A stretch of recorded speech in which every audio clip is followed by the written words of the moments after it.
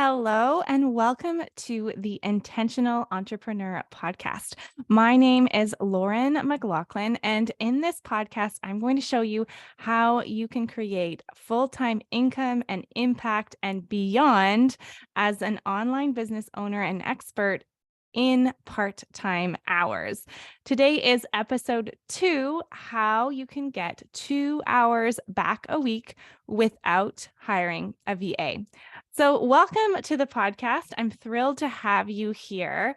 Today, we're going to be talking about how you can get that time back without hiring a VA. And if you have a VA, you can better utilize that time with them. But this is going to be helpful for you, whether or not you have a team or you don't. So I remember when I was building my business, I've been in business for about 5 years now. I went into business because I wanted to spend more flexible time with my kids. And I remember I would work on my business when I first started during nap times. And I don't know if you are a parent or a mom, you can probably relate to that idea. And I remember very vividly, my firstborn was not exactly an easy napper. If you sleep trained your kid, you might disagree with this. But I remember driving, like we would go to like a park or something in the morning. And then I remember driving him on the way home. And I remember sitting in my car, driving back and forth up and down the same streets. And I kept looking in the background, like, is he asleep yet?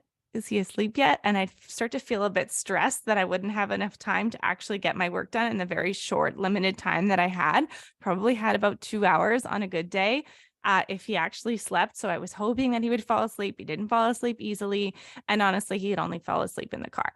So I would drive back and forth, and he would finally fall asleep as I'm a little bit stressed out that it might not happen and I might not get the time that I wanted. I don't know if you can relate to that. And then I would like gingerly try to take him out of the car, transport him up to his bedroom without waking him up. Because if he woke up, forget it. I wasn't working that day. And then gingerly put him down, quietly creep out of his room so that I could get my work done. And so then I would finally sit down and I would be so stressed that I wouldn't have enough time. And I'd start to think like, oh my gosh, what if how do I only have 30 minutes to go? Like, I don't have enough time to finish this. And I would always be in this stressful place if I don't have enough time. And if that is you, even if you're not in the nap time hustle zone, maybe you're a mom, maybe you have kids and we still have a lot of responsibilities, even as our kids get older. And as much as, yes, they're in school, a lot of us, like I like to work just during the school hours. And that might be you too. We're still going to have constraints and it can feel like time is ticking down on us and we just need a few more hours in the week. And so I really felt like that. And I knew I needed to do something differently. And this was one of those experiences that actually ended up becoming a gift in my life because it really trained me to use my time super well and to innovate and find new strategies to make the most use of that time. Because when I started my business for the first number of years, I only had about 10 hours max a week to work on my business. Now I work 20 hours a week, but I only had about 5 to 10, and I really wanted to make those hours count. So this is what I did, and this is what I'm going to recommend to you. So here is the mistake that I see a lot of entrepreneurs making that can waste 2+ hours a week. So here's the challenge. If you imagine you come to sit down, if you're a mom, maybe you've dropped your kids off at school. If you're not a mom, you've kind of gotten your house together, you sit down to sit at your desk and you feel like you've got all these tasks that you need to do. And you start to wonder, okay, what should I be doing right now? Maybe I should do this. Oh, I've got to respond to that email. Maybe I should be doing this thing. Oh, but I also wanted to try this. And you start to wonder, what should you be doing in that time? So This mental negotiation, I heard this from one of my previous coaches and I love it. Mental negotiation is going to waste precious time, especially if you are trying to keep your hours limited, like 10 hours a week, 20 hours a week. So imagine you sit down and that mental negotiation that you are creating takes you 10 minutes every time you sit down. If you do that every morning, that's going to be 50 minutes a week. But here's the thing, if you're an online expert or an online business owner, you're probably going to have a few meetings that you're working on as well.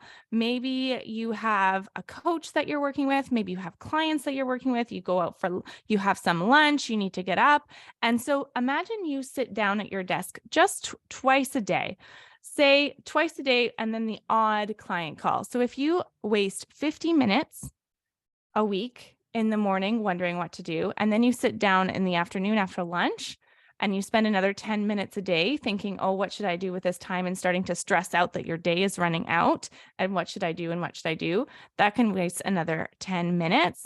And then when you think about this is the real culprit, is a lot of coaches will they want to make it work. So they've got their group program, and maybe this is you. If you've got one-on-one calls, you start to put your one-on-one calls when people can meet with you. So then you've got little random little bits of time, like 10 minutes here and 10 minutes there.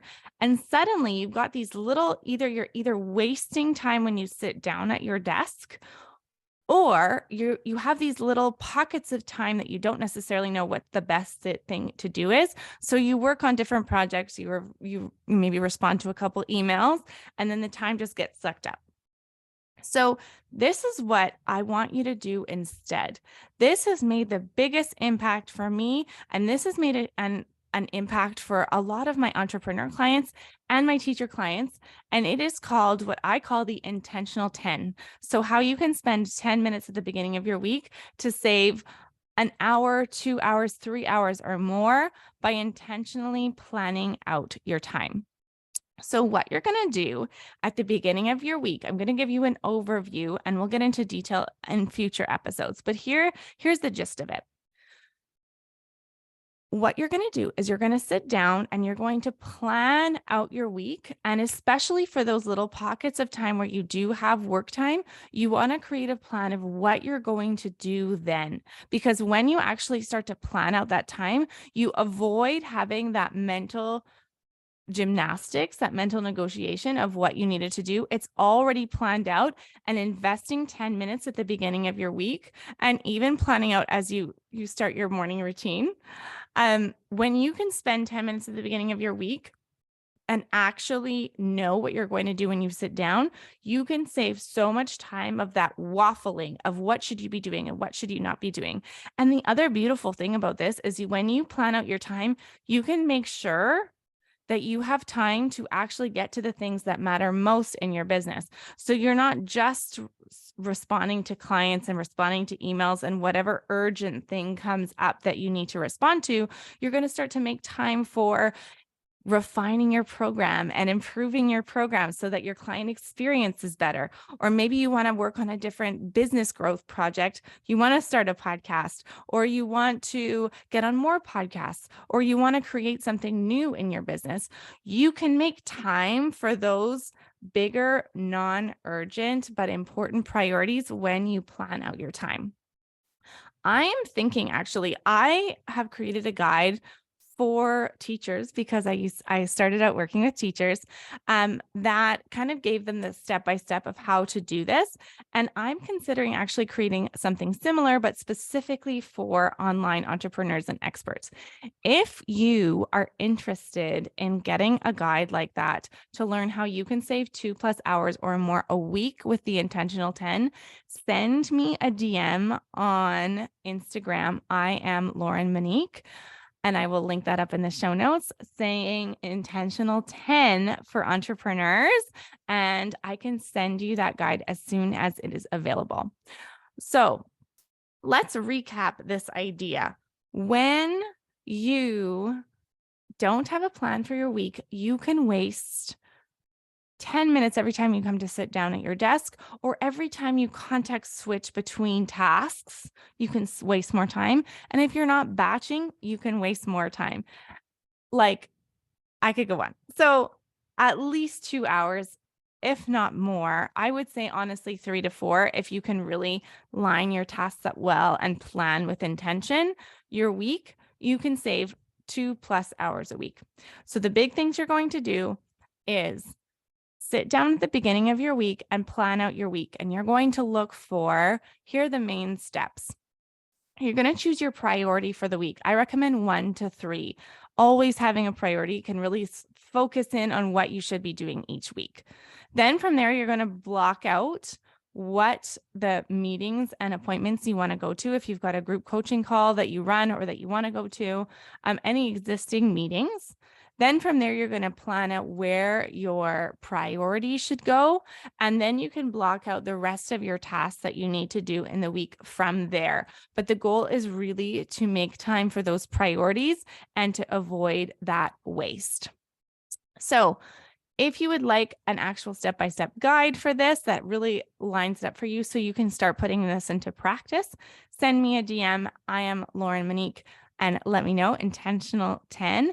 And I would love to hear from you. If you found this episode useful, if you found it valuable, send me a DM and let me know, because I am brand new to the podcasting experience, and hearing from you would be fantastic to know if I'm on the right track and if it's something that is helpful for you, so that I can create more content like this and create things that can help you make more impact in the time that you have to work on your business. So with that, that ends this episode number 2. Make sure to hit subscribe, because we will be releasing weekly episodes on Wednesdays to help you make that impact that you want in the time that you have.